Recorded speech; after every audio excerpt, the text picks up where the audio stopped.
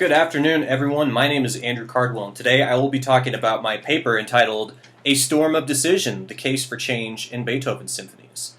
Now, my thesis on this paper was a rather hard topic to explore. It is basically this. I believe that Beethoven would have changed how he wrote his timpani parts if he had had the technological advances that we do today. Essentially, what I'm talking about are pedal timpani versus non-pedal timpani. During Beethoven's time, they didn't have quick change pedals to quickly change a pitch up and down, which of course is why so many composers were simply writing for a dominant tonic relationship between a larger and a smaller drum. Beethoven was no different. So the process I used, first of all, I studied a book by conductor Felix Weingartner, in which he studied issues within Beethoven's symphonies that actually did pertain to period instruments versus contemporary instruments. So basically, trumpets and horns with no valves.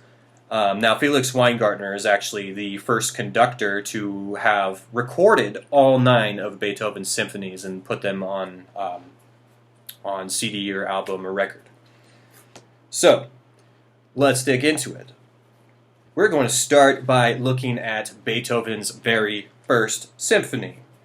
So, I'll give you a second here to pause the video and open up the link that I provided in the comments section.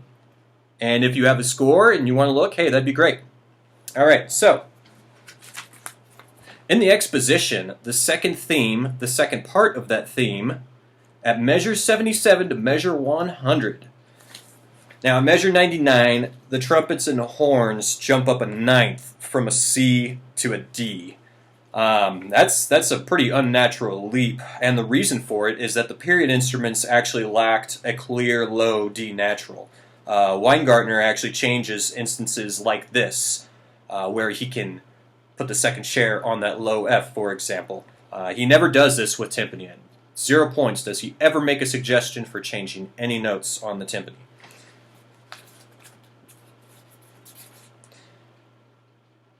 Now, in Beethoven's second symphony, we have a slightly different example that showcases a different mindset Beethoven had.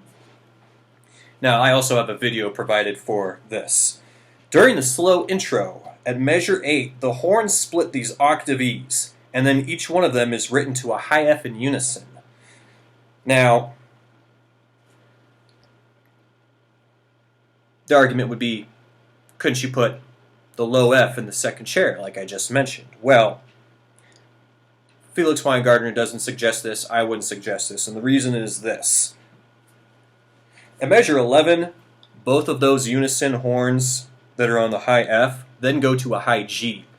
Now, the lower G was reachable at the time. It could be done with the second chair. Beethoven knew this, and he didn't do it, which means he had to have done it on purpose.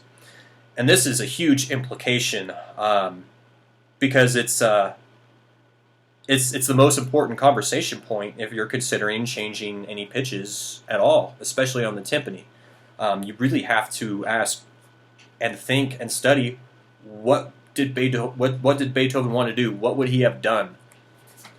So we're going to move on to Beethoven's third symphony. Now this is kind of his first unusual moment because he pitches the timpani for B flat and E flat. Good old-fashioned dominant tonic relationship with the B flat in the low drum and the E flat in the high drum. Now this isn't the first time that a composer had written the pitches E flat and B flat on the timpani.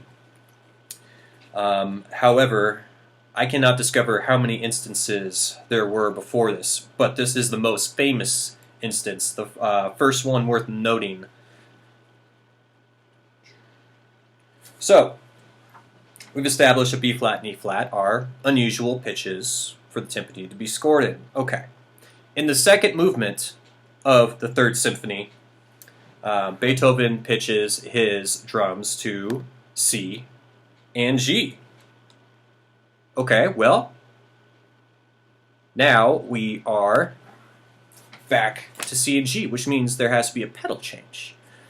Now the drums at the time they had these metal screws you had to turn. So a quick adjustment to change these pitches was not really in the cards, but Beethoven put it right here. The type of drums basic timpani premise is, and drums in general, is equal tension across the membrane will give you a pure resonant sound. And in order to do that, for Beethoven's Third Symphony, you would have to change those pitches rather quickly.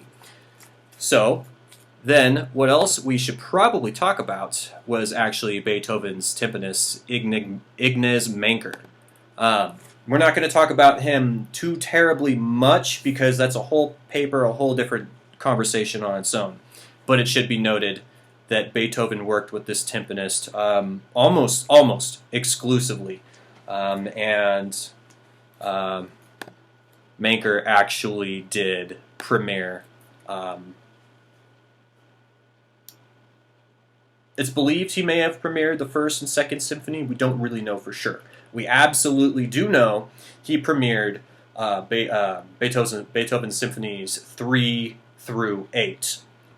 He actually died before Beethoven's Ninth Symphony, so he wasn't credited with having played on that. But the thing that was different about Manker is that he was actually primarily a cellist, and was in the Esterhazy court, and had an ear for ear training, which might be why Beethoven picked him, because there are times in other Beethoven works where Beethoven will score the timpani to an augmented fourth, or a diminished fifth, or a tritone. And as a timpanist, you have to have good ear training, and that's a very unusual interval during Beethoven's time. So likely, this is the reason Manker was actually his preferred timpanist, because he had the chamber music skills, he had ear training skills, and he originally learned to play timpani as a child. So, there's that. All right.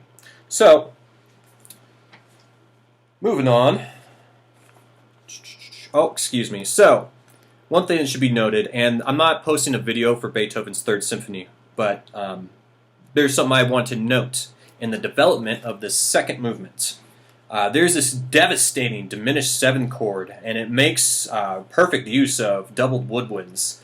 And then parts are singled from the second quaver of measure 168 onward. But the thing is, if the trumpets were to play the low F in this instance, it could actually muffle the effect of the chord, which would not be advised. So once again, we have another instance where the trumpets can't reach this low F. Today they can, but we wouldn't want to do it because it takes away from this monstrous diminished seventh chord that Beethoven has written over. So little things like this are just all over the symphonies, up and down. I could talk to you guys for 45 minutes on, the development of one symphony. Unfortunately, we don't have that time. So let's move on. So Beethoven's Fourth Symphony. There will be a video linked below for this one. This is actually the symphony in which there's a lot of contention in the percussionist and timpanist world. So,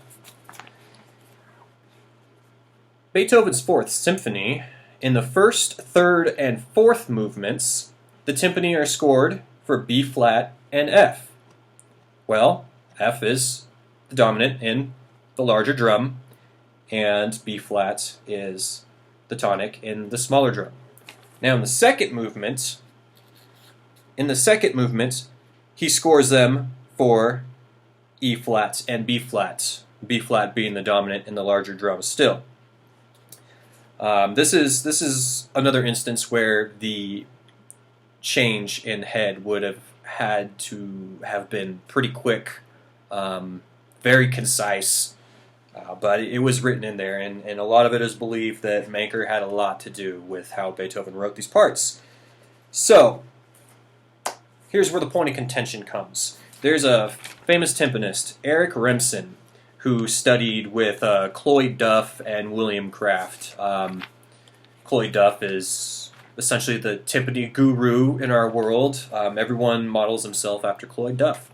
William Kraft was a composer who scored some pretty interesting percussion parts. Now, Remsen did study with both of these. In an article he posts in the academic journal Percussive Notes, he makes a case for changing notes in 17th, 18th, and 19th century classical or orchestral music. It's a very long list of pieces he goes over. He makes some really interesting points. He talks about how today we have basically magnified the quote-unquote defects that came from writing within a limited parameter. So one of these defects might be the trumpets or the horns, once again, not being able to get to that lower F. He talks that he's basically saying, we're kind of doing that now. Okay, all right. So you go with them, and he talks about how, well, now timpanists are using mallets with all different kinds of colors, different hardnesses, different softnesses. When Beethoven wrote these works, they had probably just wood mallets. We don't know absolutely without a doubt they were only wood mallets. We do know that there were wood mallets. So, his Remsen's last point before he talks about his changes is the fact that in many instances, and you've all heard it, that the timpani may ring out past a written note value. They may have an eighth note, while all the rest of the low brass has a whole note. And, Dane Nabbit, the conductor and the timpanist are just going to let that note ring out. Okay, well, given all these things that he talks about in the article, he's making a pretty strong point for, okay, there could be some reason to change a note here and there. So you read the rest of his article, and then he starts to talk about the notes he changes. This is where he lost a lot of credibility with the percussion community, because he gives all these detailed, educated reasons as to why someone might consider doing it. But then he talks about his changes. We're going to talk about them now. So we are, and give you a moment to pause here if you want, pull up the video. We are in Beethoven 4. Now, during the Allegro vivace in the first movement, on measure 164, beat 3, he suggests a C natural be written in, yet the violins split a B flat and D natural while the viola plays a D. If he had suggested another F natural in this measure, it would have basically rounded out a B flat major chord, but the suggested C natural would cause this strange dissonance of a second to function as a seventh chord without a fifth. I'm going to say that again. His suggested C natural would cause the strange dissonance of a second to function as a seventh chord without a fifth. Now, if you know anything about Beethoven, I like to think I know at least a thing or two about him. He was a very intelligent composer. I don't think he intended that. Now, you can listen, you can watch the video, and you can determine yourself if you think it should be done. If you do have a score, one thing I noticed that was a mistake is that when he mentions measure 164, he's actually talking about measure 162. He counted his measures wrong. So, that was fun to figure out. Anyway, we're going to briefly talk about Beethoven's Fifth Symphony. And by briefly talk about it, I'm going to tell you right now, ladies and gentlemen, the timpani part is perfect. There should be no alterations at any point in the timpani part.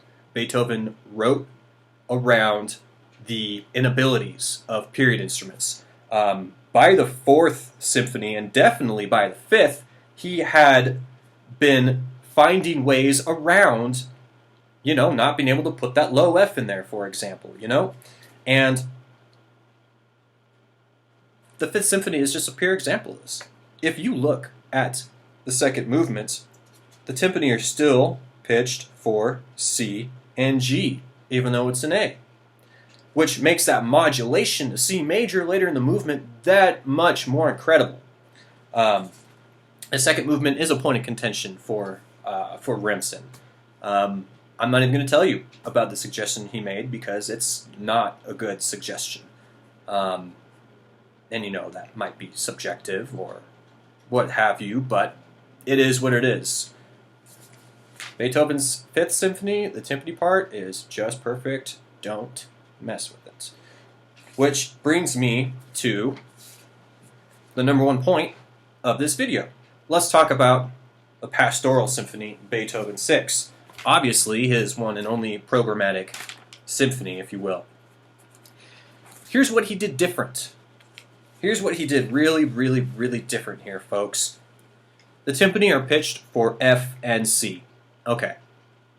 The dominant is usually in the larger drum, leading up to the tonic in the smaller drum, but not in the pastoral.